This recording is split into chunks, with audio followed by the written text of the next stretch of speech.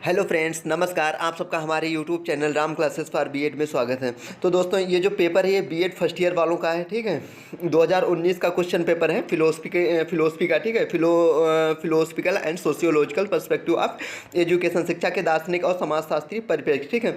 तो ये 2019 का पेपर है बीएड फर्स्ट ईयर वालों का। तो इसे दिखाते हैं कैसा क्वेश्चन पेपर आया था। तो ये जो लॉन्ग में है, ठीक है, 16 नंबर का। तो इसमें पहला था शिक्षा क्या है, आज के लोकतांत्रिक युग में काल एवं स्थान के परिप्रेक्ष्य में शिक्षा के क्या उद्देश्य होना चाहिए, ठीक है। तो यहाँ से ये क्वेश्चन पहली यूनिट से ही आया हुआ है, ठीक है। इंपॉर्टेंट क्वेश्चन है, यहाँ से आता ही है, ठीक है। तो ये था। और फिर जो अथवा में दिया था वो दिया था सांख्य दर्शन एवं मनोविज्ञान आधुनिक मनोविज्ञान से अधिक विकसित है, ठीक है। शिक्षण के संदर्भ में इस कथन की विवेचना कीजिए। ये था। वो नहीं आता तो ये दो में से कोई एक करना है, ठीक है। फिर जो दूसरा है वो आधुनिकीकरण से आपका क्या अभिप्राय है, आधुनिकीकरण के संदर्भ में शिक्षा की क्या भूमिका अदा करती है, ठीक है। शिक्षा क्या भूमिका अदा करती है, तो ये आया है। और फिर जो ये अथवा में आया हुआ है, इसमें बताया शैक्षिक चिंतन के रूप में रूसो की देन का मूल्यांकन कीजिए। ये रूसो की देन, ठीक है, ये भी बहुत इंपॉर्टेंट क्वेश्चन है। रूसो वाला ये 2012 में भी आया हो, 17 में 18 में भी आया हुआ लगातार 3 साल, ठीक है। तो ये था। और इसके बाद में आता है तीसरा क्वेश्चन, यह विद्यालय में मूल्य शिक्षा किस रूप में देनी चाहिए, ठीक है। वैल्यू एजुकेशन की बात करा, ठीक है। मूल्य शिक्षा देते समय आप शिक्षक के रूप में क्या सावधानियां बरतेंगे, तो ये था। उसके बाद में इसमें अथवा में दिया हुआ राष्ट्रीय एकता के विकास के मुख्य बाधक तत्व कौन कौन से हैं, उन बाधाओं को दूर करने एवं राष्ट्रीय शिक्षा के विकास के लिए आप क्या उपाय करेंगे, तो ये था। इसके बाद में आता है लघु उत्तरीय प्रश्न, ठीक है, शॉर्ट आंसर्स, ठीक है, टाइप क्वेश्चंस। तो इसमें क्या था, इसमें 8 क्वेश्चन दिए होते हैं, उसमें से आपको 4 करने होते हैं, ठीक है। तो इसमें जो पहला क्वेश्चन आया था वो था त्रिध्रुवीय प्रक्रिया के रूप में शिक्षा पर एक संक्षिप्त टिप्पणी लिखे, मतलब एजुकेशन एज अ ट्रिपोलर प्रोसेस, इस पर जो है टिप्पणी लिखना है, ठीक है। 4 नंबर का है, ठीक है। 8 में 4 करने हैं। फिर दूसरा है दर्शन एवं विज्ञान, ठीक है, मतलब फिलोसफी एंड साइंस की बात करा तो इस पर टिप्पणी लिखना है। फिर है समाज कल्याण के एक साधन के रूप में शिक्षा विषय पर एक संक्षिप्त टिप्पणी लिखे, education as a means of social welfare, ठीक है, इस पे टिप्पणी लिखना है। और फिर चौथा है वो सबके लिए अच्छा, ठीक है, से आपका क्या अभिप्राय है, ठीक है, तो ये है। उसके बाद में पांचवा सिद्ध कीजिए कि शिक्षा एक विनियोग है, ये कई बार ये भी क्वेश्चन ऐसे आया हुआ है, ठीक है। तो ये भी 4 नंबर में ही है। उसके बाद में श्री अरविंद ने मनुष्य को किस रूप में प्रतिष्ठित किया है, ये आया हुआ है। ये भी एक और क्वेश्चन ऐसे आया हुआ था, तो ऐसे क्वेश्चन आते हैं अरविंद, ये भी इम्पॉर्टेंट है, ठीक है। फिर मूल विकास के मुख्य स्रोत क्या हैं, ये है, ठीक है। What are the main sources of value development, ठीक है। फिर इसके बाद में जो 8वां है वो राष्ट्रीय एकता के विकास में शिक्षकों की भूमिका पर विस्तार से प्रकाश डालें। तो ये थे आपके 4 नंबर के, ठीक है।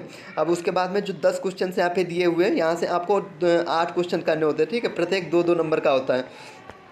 तो इसमें क्या है, पहला जो दिया है वो शिक्षा एक त्रिध्रुवीय प्रक्रिया या कथन किसने दिया था, तो यह कथन किसने दिया था, जॉन डेवी ने दिया था, ठीक है। फिर है शिक्षा के 2 मुख्य कार्य बताइए। शिक्षा के कार्य आप ऐसे लिख सकते हैं ना, आध्यात्मिक चेतना का विकास करना, ठीक है, सामाजिक जो है सामाजिकरण और सामाजिक नियंत्रण एवं सामाजिक परिवर्तन करना, तो ये सब आते हैं इसमें। फिर नैतिक एवं चारित्रिक विकास करना तथा मूल्य शिक्षा प्रदान करना, तो ये लिख सकते हैं आप 2 नंबर में। फिर है निषेधात्मक शिक्षा का प्रत्यय किसने दिया था, निषेध मतलब निगेटिव एजुकेशन की बात करना, तो ये किसने दिया था, रूसो ने दिया था, ठीक है।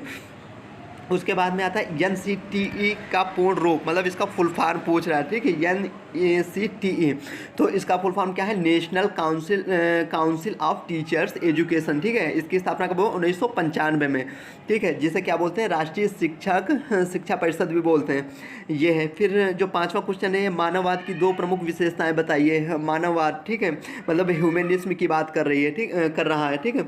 तो इसमें क्या बताया, जो मानववाद में है, मानव के महत्व पर मतलब अत्यधिक बल दिया गया था, ठीक है। मानव को इस सृष्टि का जो सबसे सुंदर जो है जीवन बतलाया गया, ये है। फिर मानववाद मतलब जैसे प्रिंसिपल ऑफ कॉन्टिन्यूटी, ठीक है, मिस निरंतरता का सिद्धांत, ये उसमें विश्वास रखता है, तो ये सब था इसमें। और इसमें बताया गया जो सत्यम शिवम सुंदरम है, उसमें मतलब आदर्शों को प्राप्त करना इसका मुख्य उद्देश्य था, तो ये था। फिर आता है भारतीय समाज पर औद्योगिकरण के 2 प्रभाव लिखिए, ये है। तो इसमें क्या हो जाएगा, इसमें जो औद्योगिकरण के कारण क्या होता है, आर्थिक व्यवस्था मतलब जटिल होती है, ठीक है, जिससे जो है राज्य का जो उत्तरदायित्व भी क्या बढ़ जाता है, ठीक है। ये था। फिर औद्योगिकरण का जो संबंध है वो वैज्ञानिक आविष्कारों से है, ठीक है, इसलिए जो औद्योगिकरण के साथ साथ धर्म का महत्व घटता है। तो ये थे। फिर दूसरा है राष्ट्रीय प्रौढ़ शिक्षा कार्यक्रम NAEP के दो मुख्य उद्देश्य लिखे, ठीक है। तो इसके दो मुख्य उद्देश्य लिखने हैं। तो NAEP इसका फुल फॉर्म क्या है, इसका फुल फॉर्म है नेशनल एडल्ट एजुकेशन प्रोग्राम, ठीक है। 2 अक्टूबर 1900 जो है 78 को जो शुरू किया गया था। तो इसके दो उद्देश्य, ठीक है। उसके बाद में आता है धार्मिक शिक्षा के कोई दो उद्देश्य, कोई दो दोष लिखिए। ये है। फिर जो 9वां क्वेश्चन है वो वंचित वर्ग की शिक्षा के मार्ग में आने वाली 2 बाधाएं, ये लिख देना है। उसके बाद में 10वां ये आपका क्वेश्चन है 2 भारतीय दार्शनिकों के नाम लिखे। तो 2 भारतीय दार्शनिक इसमें कौन थे, महात्मा गांधी हो गए, स्वामी विवेकानंद हो गए, ठीक है, जिद्दू कृष्ण मूर्ति हो गए, रविंद्रनाथ टैगोर हो गए, अरविंद घोष हो गए, गुरु नानक, महावीर स्वामी, गौतम बुद्ध। तो ये सब कौन थे, ये सब भारतीय दार्शनिक थे, ठीक है। तो ये था आज का पेपर। आई होप आपको अच्छे से समझ में आया होगा। तो ठीक है, आज के लिए इतना ही। मिलते हैं अगले वीडियो में, और इसकी PDF मैं टेलीग्राम पे सेंड कर दूंगा, जिसकी लिंक नीचे दी गई है, आप वहां से मिल जाएगा आपको, ठीक है। तो आज के लिए इतना ही। बहुत बहुत धन्यवाद आप सबका।